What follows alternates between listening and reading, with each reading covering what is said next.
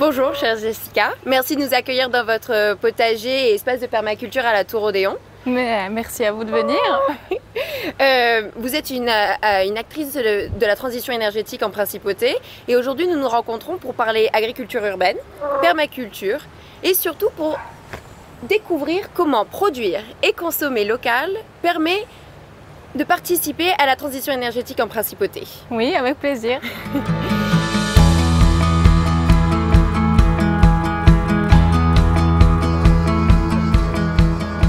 Alors pour commencer, un peu de vocabulaire. La permaculture en quelques mots, c'est quoi? Le concept, la philosophie? Alors la permaculture, c'est assez long à décrire, il y a beaucoup de définitions effectivement. Évidemment, je vais donner la mienne et la raccourcir au maraîchage parce que la permaculture, c'est quelque chose qui est aussi large, qui couvre l'humain, la nature et son environnement. Mais au niveau de la permaculture, c'est l'assemblage de plantes maraîchères qui s'entendent bien. C'est pas de monoculture, beaucoup de diversité dans le jardin pour pas appauvrir son sol. Mixer les fruitiers, le maraîchage, les aromates et faire en sorte vraiment qu'on ait quelque chose sans pesticides, évidemment bien sûr, et qui soit harmonieux et productif à la fois. Un beau concept et une très belle philosophie qui on espère s'établira un peu plus au fur et à mesure.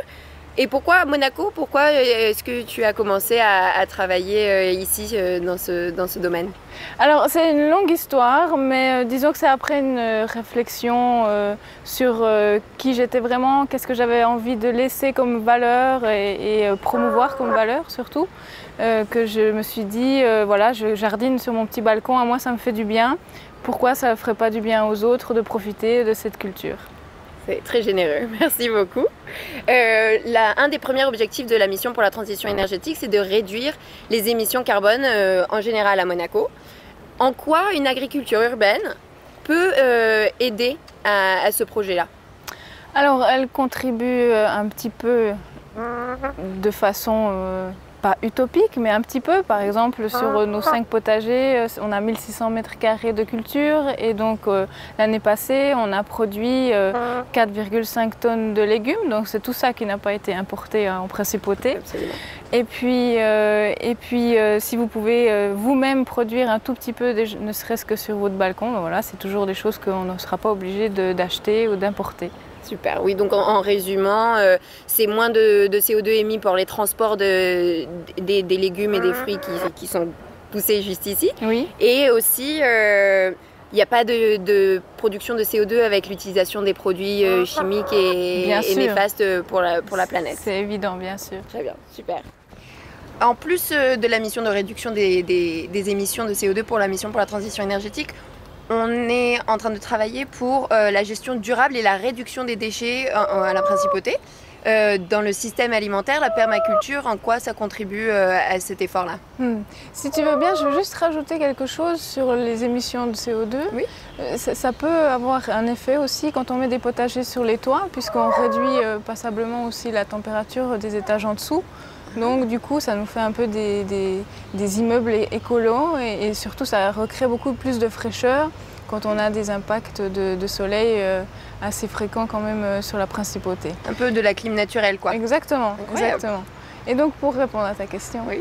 La réduction des déchets chez nous c'est très important parce qu'on en fait quand même beaucoup. Oui. Donc tous les déchets de nos potagers déjà ils sont recyclés par nos poules. On recycle aussi d'autres déchets végétaux dans les restaurants et aussi des déchets comme le pain sec par exemple dans certains établissements hôteliers de la principauté. Donc là avec nos 60 poules, on a quand même recyclé l'année passée 3,5 tonnes de déchets. Elles mangent bien. Voilà, je suis jalouse d'ailleurs parce qu'elles mangent toute la journée mais elles sont toutes fines.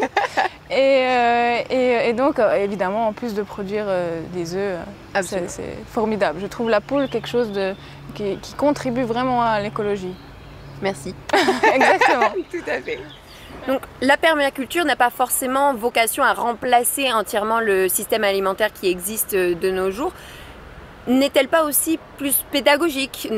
Je ne veux pas dire que la permaculture n'est pas en elle-même un beau projet, mais est-ce qu'elle n'a pas vocation pédagogique à éduquer la personne à la qualité de l'environnement de nos jours? Alors, ne t'en fais pas, je t'en veux pas. L'agriculture urbaine ou la permaculture urbaine n'a pas vocation à nourrir toute la ville. Dans tous les cas, c'est pas possible. On peut faire notre part, on va dire ça comme ça.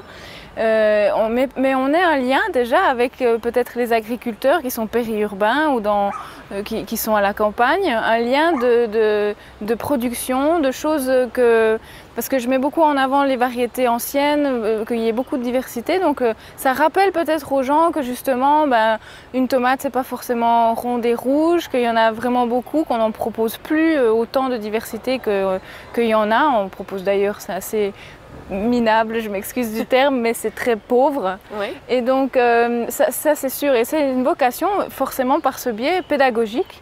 Alors pédagogique pour les gens qui ont la chance de pouvoir acheter des produits chez nous, et aussi pédagogique dans le fait de comment on cultive, parce que ça fait pas si longtemps, tout le monde savait comment on cultivait, et aujourd'hui on ne sait plus comment on pousse une carotte, une courgette, et donc effectivement par ce biais-là, on peut amener les enfants à jardiner. D'ailleurs, on a 5 potagers qui sont dans les établissements scolaires et où ce sont les enfants qui jardinent, qui récoltent, qui font eux-mêmes l'entretien du potager. Je passe souvent devant celui de l'école de Fontvieille avec le panneau solaire en fleurs. Exactement, devant. exactement. Tout à fait. Donc tout ça, c'est vraiment une logique et un écosystème sensé. Par rapport à la santé, quels sont les bienfaits que la permaculture peut nous apporter en termes de santé mentale, mais santé physique? Alors, santé physique, pour moi, elle est évidente.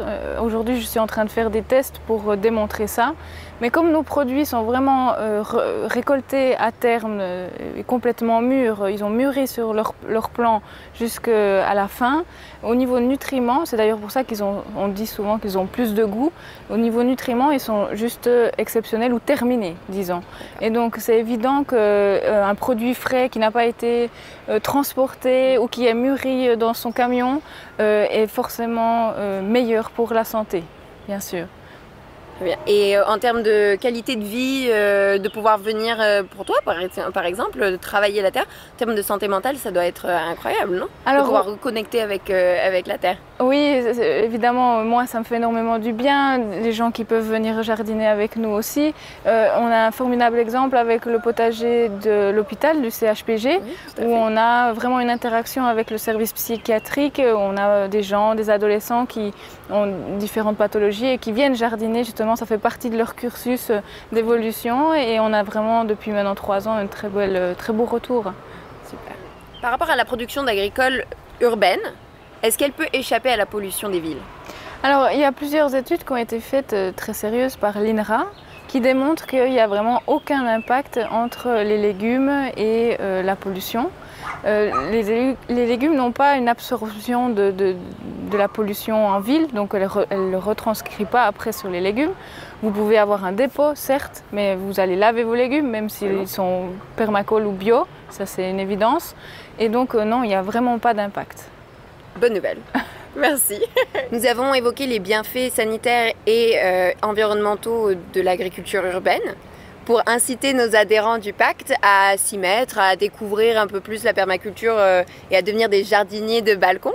Est-ce qu'il y a 3 semences que tu peux nous recommander qui sont faciles et abordables pour le débutant? Alors peut-être le radis. Le radis, ça pousse assez facilement. Après, la tomate, ça pousse aussi bien, sauf qu'après, il faut savoir l'entretenir, ça c'est un petit peu plus dur.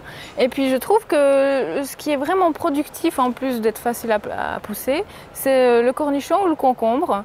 Ça pousse, ça grimpe, c'est très joli, je trouve. Et puis en plus, ça produit vraiment beaucoup. Bien. Et donc ça, c'est des semences qu'on peut acheter en graines au magasin du coin et on met en pot au printemps de préférence. Super. Et ben moi je vais m'y mettre. Allez. Merci encore beaucoup. J'enverrai des photos. Merci chère Jessica de nous avoir accueillis dans ce magnifique potager et de nous avoir un peu plus éduqués sur la chose de la permaculture. Chers adhérents du pacte, j'espère que nous vous avons convaincus de vous essayer à la permaculture et si ce n'est ça, de consommer local, car en termes d'émissions pour protéger la planète, c'est vraiment ce qu'il y a de mieux. Et si vous n'êtes pas sûr de votre capacité à faire pousser des légumes chez vous, Jessica a la capacité de venir chez vous, vous installez votre propre potager et vous aidez à les entretenir comme il se doit. Absolument, Voilà. c'est bien ça. Et on vous rappelle que pour joindre la principauté dans son effort de réduction des CO2, des émissions de CO2, il faut signer le pacte national pour la transition énergétique.